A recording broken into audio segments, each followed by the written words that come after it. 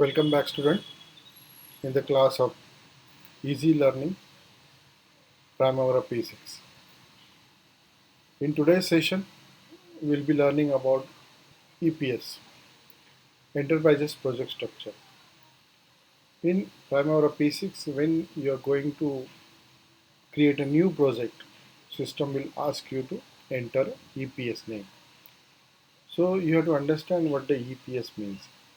EPS means the project hierarchy. It is the Enterprises Project Structure. In your organization, how the project structure is being used. So you have to give every project, you have to give a one parent project is called EPS, right? So if you understood the enterprises project structure concept, then we'll move to the how we'll create a EPS, new EPS in Primavera P6.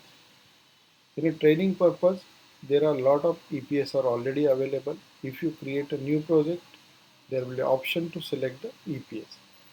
But now we'll learn how to create a new EPS. So for the creating new EPS, you just go to Enterprises menu. You click on Enterprises. So you will find this window. Here you can see already there are a lot of EPS and sub EPS are there. If you want to see in a chart view, you can select the chart view and you can see it in the chart. You can come back to the table view as well. So now our requirement is we have to create a new EPS. So click on add button.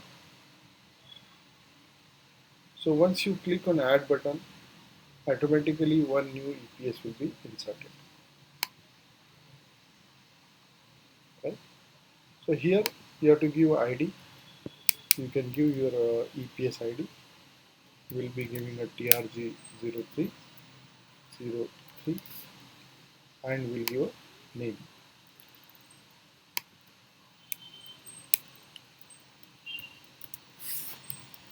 TRG Primer.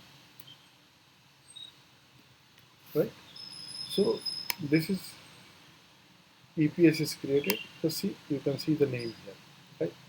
Now you want to change the level, then you have to use this arrow. Right? So you can make it up, down, right? So that way you can change the level of the EPS, right? So once it is done, you close it and you can see here your EPS is created and it will be showing your project window. There is one more method, you can directly add it, and once you insert a project in this, it will automatically become a parent EPS, right? So student, I hope you are clear with how to create a new EPS in a system, which is the first and prime requirement for mapping the project inside the Primavera P6.